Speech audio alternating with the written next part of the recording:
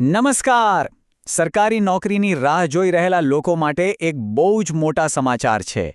Surat municipal corporation એટલે કે SMC એક જબરદસ્ત ભરતી લઈને આવ્યું છે.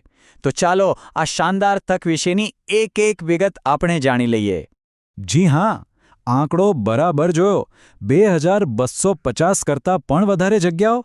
આ કોઈ નાની સૂણી ભરતી નથી, આ એક બહુ મોટી તક છે. અને આ જગ્યાઓ 45 કરતાં પણ વધુ અલગ અલગ પોસ્ટમાં વહેંચાયેલી છે. તો આવનારી થોડી મિનિટોમાં આપણે શું જાણવાના છીએ? સૌથી પહેલાં તો આ તક કેટલી મોટી છે એ સમજીશું. પછી કઈ પોસ્ટ છે એ જોઈશું. સિલેક્શન કઈ રીતે થશે, અરજી કરવાની પ્રોસેસ શું છે, અને છેલ્લે યાદ રાખવા જેવા મુખ્ય મુદ્દાઓ પર પણ નજર કરીશું. ચાલો તો શરૂઆત કરીએ એકદમ બેઝિક પણ સૌથી અગત્યની માહિતીથી, જે દરેક ઉમેદવારે જાણવી જ જોઈએ. હવે સૌથી અગત્યની વાત, તારીખો. આ તારીખો તો મગજમાં ફિટ કરી લેજો. એપ્લિકેશન શરૂ થશે 1 એપ્રિલથી અને બંધ થઈ જશે 15મી એપ્રિલે. એટલે કે આપણી પાસે ફક્ત અને ફક્ત 15 દિવસ જ છે. એટલે છેલ્લી ઘડીની રાહ જોવાનો તો સવાલ જ નથી. ફોર્મ તો ટાઈમસર ભરી જ દેવાનું છે. એક બીજી ખાસ વાત, આ અરજીઓ ઓજાસ પોર્ટલ પર નથી કરવાની. એના માટે સુરત મ્યુનિસિપલ કોર્પોરેશનની પોતાની ઓફિશિયલ વેબસાઇટ www.suratmunicipal.gov.in પર જ જવાનું છે. આ વેબસાઇટને અત્યારથી જ સેવ કરી લેજો. સારું, તો હવે એ જોઈએ કે આટલી મોટી ભરતીમાં કઈ પોસ્ટ માટે જગ્યાઓ છે. 45થી વધુ કેડર છે, એટલે લગભગ દરેક લાયકાત ધરાવતા ઉમેદવાર માટે અહીં કંઈક ને કંઈક જરૂર છે. સૌથી પહેલાં એ પોસ્ટ જોઈએ જેમાં સૌથી વધુ જગ્યાઓ છે. જુઓ, ક્લાર્કની 717 જગ્યાઓ છે અને એના માટે કોઈ પણ ગ્રેજ્યુએટ અપ્લાય કરી શકે છે. એ જ રીતે ડ્રાઈવરની 444 અને માર્શલની 323 જગ્યાઓ છે. સ્ટાફ નર્સ માટે પણ 150 જગ્યાઓ છે. આ આંકડાઓ જ બતાવે છે કે તક કેટલી મોટી છે. આ ભરતી માત્ર ફ્રેશર્સ માટે જ નથી. અહીં અનુભવી પ્રોફેશનલ્સ માટે પણ ઘણી સારી પોસ્ટ્સ છે. જેમ કે એસેસમેન્ટ ઓફિસર, ડેપ્યુટી અકાઉન્ટન્ટ અને ડેપ્યુટી એન્જિનિયર. આ બધી પોસ્ટ્સ માટે સારી એવી લાયકાત અને અનુભવ બંને જરૂરી છે.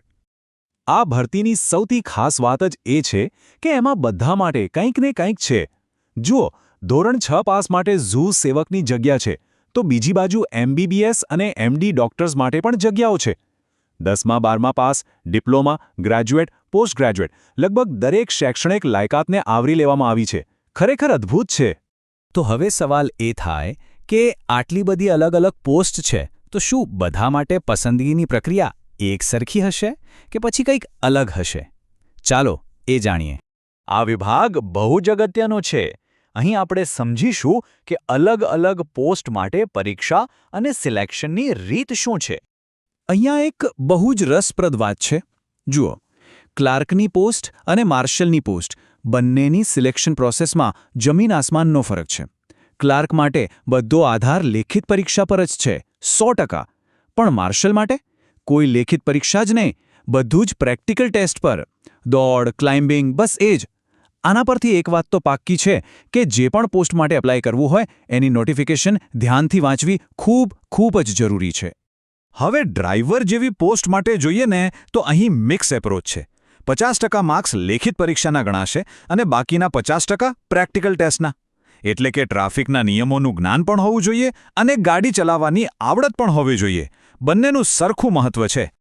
જે મેડિકલ અને ટેકનિકલ પોસ્ટ છે, જેમ કે સ્ટાફ નર્સ કે ફાર્માસિસ્ટ, એમાં તો સિલેક્શનનો પૂરો આધાર લેખિત પરીક્ષા પર જ છે. અને એ પરીક્ષાનો સિલેબસ પણ એમના પોતાના વિષય પર જ કેન્દ્રિત હશે. જ્યારે PRO જેવી સિનિયર પોસ્ટ માટે 80% લેખિત પરીક્ષા અને 20% ઇન્ટરવ્યૂના માર્ક્સ ગણાશે. ચાલો હવે આપણે અરજી કરવાની પ્રોસેસ, ફી અને જરૂરી ડોક્યુમેન્ટ્સ વિશે વાત કરીએ. એપ્લિકેશન ફીની વાત કરીએ તો જનરલ કેટેગરીના ઉમેદવારો માટે ₹500 છે, જ્યારે SC, ST, SCBC, EWS, દિવ્યાંગ ઉમેદવારો અને તમામ મહિલા ઉમેદવારો માટે ફી ₹400 રાખવામાં આવી છે. આ સૂચના પર ખાસ ધ્યાન આપજો. જે લોકો અનામત કેટેગરીમાં આવે છે, એમનું નોન ક્રિમિલેયર સર્ટિફિકેટ 1 એપ્રિલ 2024 પછી કઢાવેલું હોવું જોઈએ. જો આ તારીખમાં ભૂલ થઈ તો ઉમેદવારી રદ પણ થઈ શકે છે. એટલે ડોક્યુમેન્ટ્સ બરાબર ચેક કરી લેવા.